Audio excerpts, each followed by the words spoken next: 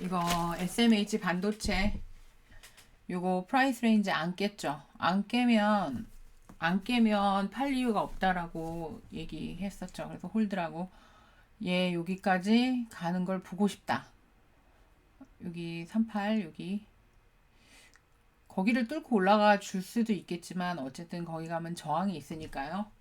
일단 거기까지는 보고 그러려면 이번에 만들어 놓은 고점 요거 깨고 올라가야겠죠.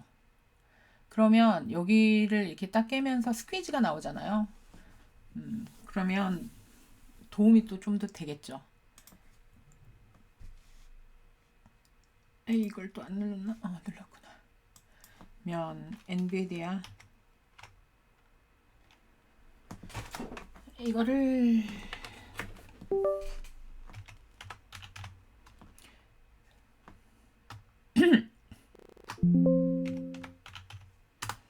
반도체 개별주들 보면 똑같죠. 지수랑 똑같이 가는데 이제 PPU가 0까지 아직 자리가 좀 남아 있어요.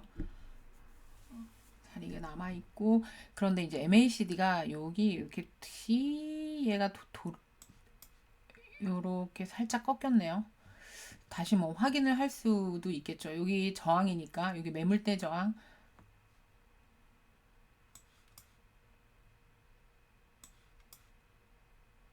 어쨌든 뭐 저항은 저항이니까 여기 매물대 저항 뭐 그냥 이루고 있는데 요거 뚫고 올라오면 여기까지 밀려서 올라오지 않을까? 217? 그런데 이게 배당이 0.4전이 있어요. 근데 배당량이 그렇게 크지 않기 때문에 배당락은 없을 것 같아.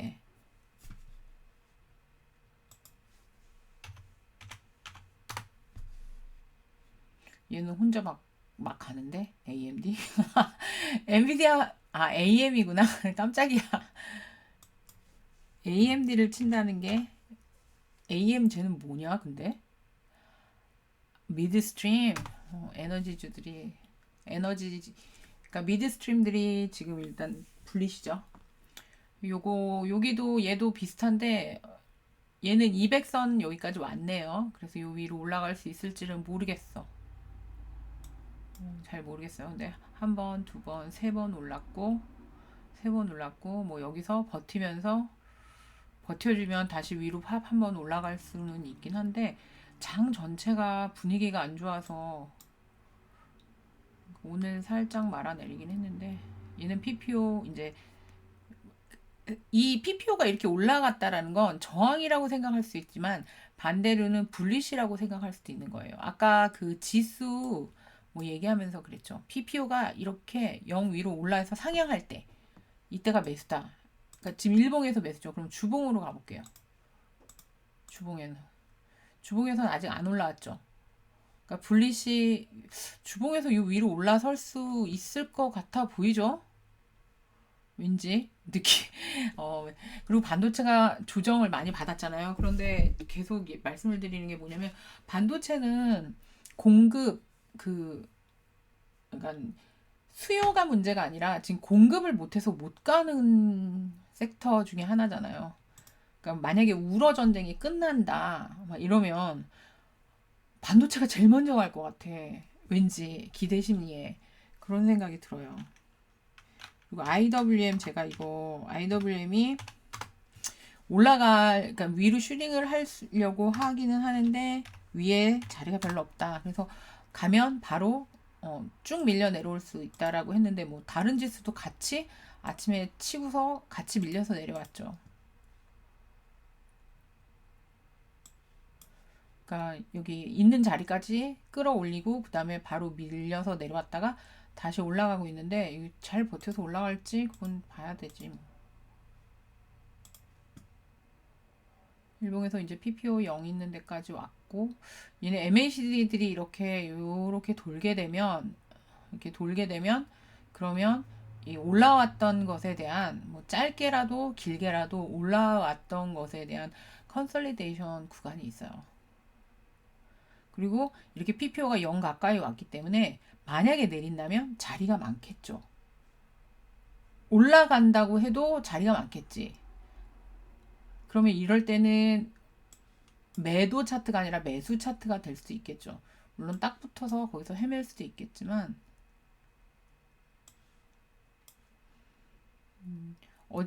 지금 어제 고점보다, 아니 어제 고점이 아니라 저번 주에 있는 고점보다 높게 쳐놓고 살짝 밀리고 있는데, 여기 요런 매물대 정도는 이렇게 쭉 밀고 올라갈 수 있을 만한 매물대로 보여요. 근데 그러니까 여기에서 그때 피보 그려놓은 거 보면, 여기 요렇게 내렸다가 50%까지 반등했다가 밀렸죠. 지금 여기서 50%까지 갔다가 지금 거의 50% 거의 가서 찍고, 그 다음에 물리고 이렇게 밀리고 있어요. 밀렸다가 다시 밀어 올리고 있는 거야. 이게 보이시죠? 이게 여기가 50% 라인, 50% 라인 조금 자리 남았고요. 거기까지 밀었다가 밀리는 거고, 전에도 50%까지 밀었다가 여기 50%이 자리 50%까지 밀었다가 다시 한번 확인하고 이렇게 밀렸어요. 그러면 이렇게 확인해서 밀릴 때 이 프라이스 레인지를 잡아 놓으면 되겠죠. 어디 이상 밀리면 얘가 못 가는 건가 이렇게 생각해 볼 수 있는 거잖아요. 여기가 상승했던 거에 대한 피보 그려놓은 거 50%, 잠깐만 너무 짧게 해놓으니까 잘 안 보이네요. 여기서부터 여기 고점부터 여기까지 밀렸다가 50% 상승했다가 다시 눌렸다가 확인하고 이제 밀려요. 그러면 여기 이렇게 밀릴 때 만들어 놓은 저점의 캔들 몸통 자리,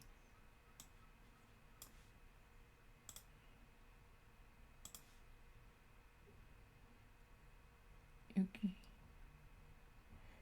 여기 요 레인지겠죠. 요 레인지를 깼다가 다시 확인하죠. 그러니까 이게 주가 제가 왜 그 디스트리뷰션 하면서도 만약에 이런 구간에서 디스트리뷰션을 한다. 그러면 확인되는 자리가 뭐 이렇게 여기서 이렇게 왔다 갔다 하다가 깼어. 그러면 여기는 시그널이고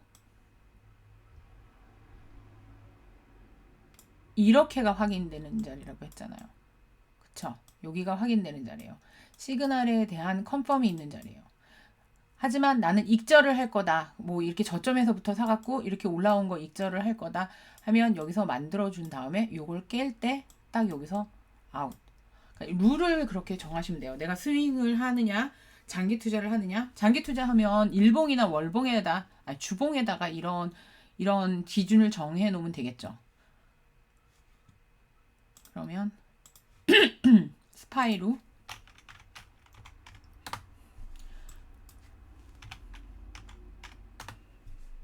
SS파이는 뭐냐?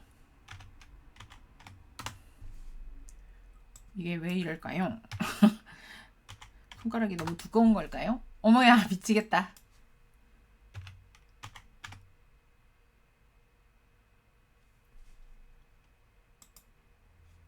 그러면 여기 이렇게 시그널을 여기서 준 거죠.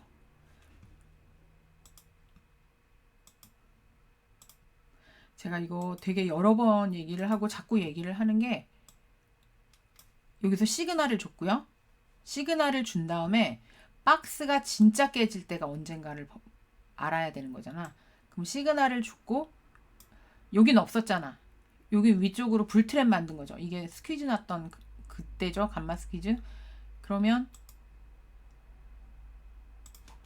여기서 시그널을 줬으니까 이제 팔아야 되나 보다 하고 준비를 하고 있었는데, 안 깨고 올라가서 요 박스 위로 뚫어서 이거 뚫고 가나 보다 할 때 이제 이렇게 그어 놓는 거예요. 여기 지지선을 그어놨는데 지지선을 깰 때 여기서 아웃할 수 있죠. 여기서 한 번 아웃이 되죠. 그 다음에 시그널을 주고, 여기 시그널 줬죠. 시그널 주고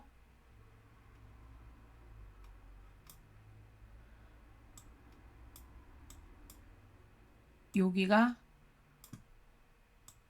매도짜리고, 그 다음에 여기 깰 때 여기도 매도짜리거든요. 근데 매도짜리였는데 반등해서 올라가죠. 반등해서 올라가고, 심지어 이 박스 안으로 다시 기어 들어갔다가 이렇게 하면서 여기서 또 매도짜리를 줘요. 그러면 이걸 도대체 어떻게 해야 되는 거냐? 이걸 주봉으로 봐야겠죠. 지금 여기서 이렇게 여기서부터는 이렇게 들었다 찍는 요 자리는 쇼자리인 거예요. 풋자리. 여기에서 풋이 들어가야 맞는 자리인 거예요. 그러니까 해지를 적극적인 해지가 들어가는 자리는. 왜냐면 거기서 차트가 하방으로 틀었으니까. 하방으로 지금 틀은 게 여기서 시그널 주고 여기서 한 번 틀었고 그 다음에 여기 못 들어가면서 여기서 두 번 틀었고 여기 세 번 틀었고 그래서 이렇게 이제 뭐 이렇게 조정 막 이렇게 할 때 이렇게 매집을 이제 조금씩 이렇게 분할 매수를 했다가 이제 올라가면 브리크아웃 하고 올라가서 뭐 가고 그래서 한참 이렇게 올라가는 차트가 나올 수 있겠죠. 뭐 지금은 장이 안 좋으니까 아니라고 쳐도 언젠가는 이런 장이 나올 거라고요. 그러면 장이 나올 때 그때 이제 주봉으로 확인하고 프라이스 레인지 이렇게 위에서 옛날에 저 주린이 때 아빠가 얘기해 줬다라는 게 꼭지에서 지저분해져. 그래서 그 지저분한 걸 깰 때 나와야 돼. 라고 얘기해 줬어요. 꼭지가 지저분해지면 그러면 조정한다고. 그러니까 그 아빠가 말씀하시는 지저분해지는 게 디스트리뷰션이었던 거야.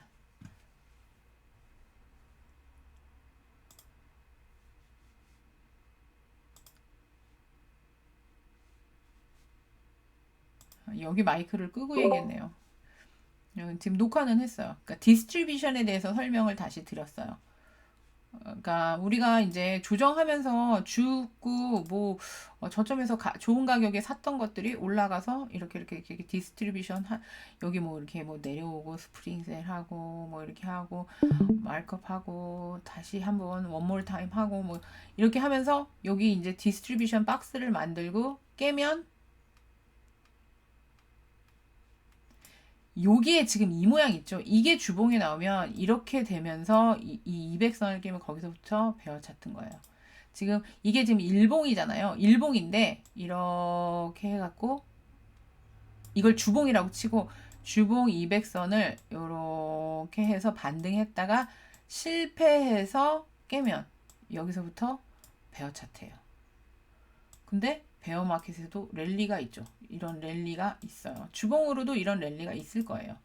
근데 다시 실패하고 깨고 내려가면서 여기서 리테스트 하고 깨지면서 여기서부터 본격적인 베어 차트가 시작이 되는 거죠. 이게 지금 일봉이잖아요. 이게 주봉으로 이렇게 빠졌다고 생각해봐. 아찔하죠. 그래서 제가 왜 아크 차트처럼 되면 베어 차트라고.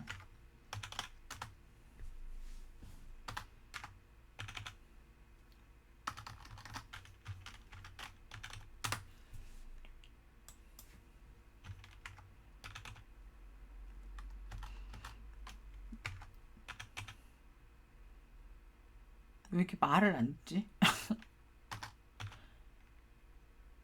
왜 K가 다시 안 켜지지? ARKK. 얘가 이게 주봉으로 볼게요.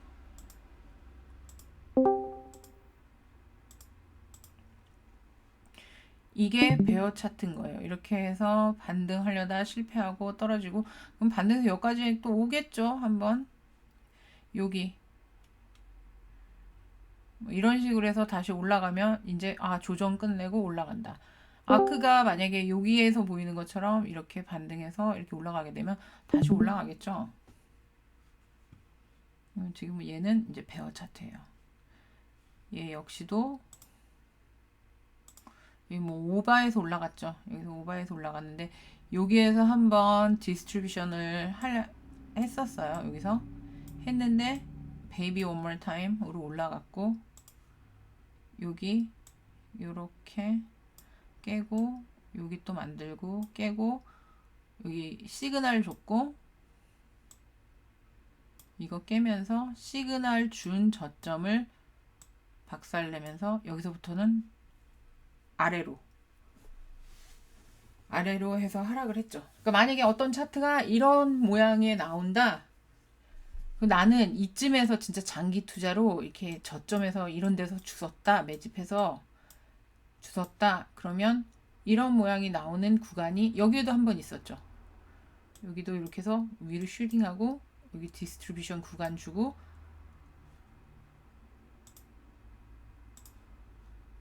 트라이 했다가 한번 두 번 트라이 하고 슛해서 내려오고.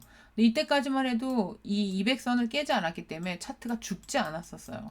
위크에서 그냥 노이즈 주고 다시 헤매다가 슈팅 주고 딱 여기 했을 때 여기서 사실은 시그널을 준 거예요. 이 위로 가는 건 니네 다시 한번 생각해 봐야 되는 차트야. 근데 뭐 올라갔잖아. 뭐 올라갔어요. 근데 이게 지금 코비드 저점이란 말이에요. 그때 이건 뭐 급락장이었죠. 여기에서 산 거는 완전히 그 개매수 찬스였죠.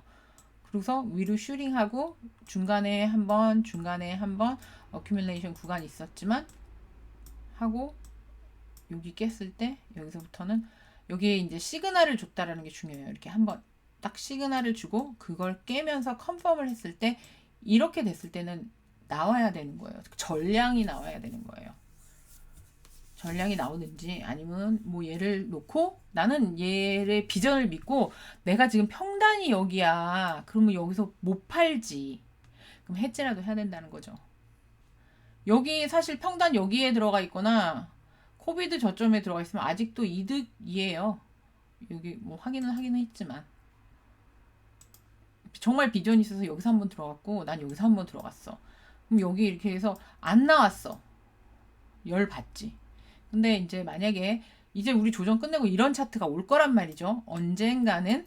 그럼 이런 차트가 왔을 때 다음에는 이런 횡보 구간이 시작될 수 있는 이런 상승을 줬을 때 이게 몇 퍼센트 올랐나 한번 이제 나중에 좀 찾아보세요. 몇 퍼센트 오르고 나서 몇 퍼센트 조정 혹은 기간 조정을 하고 다시 차트 만들고 올라가서 여기에서 충분히 시간 줬어요. 10월부터 1년 동안 팔 찬스를 줬었어요.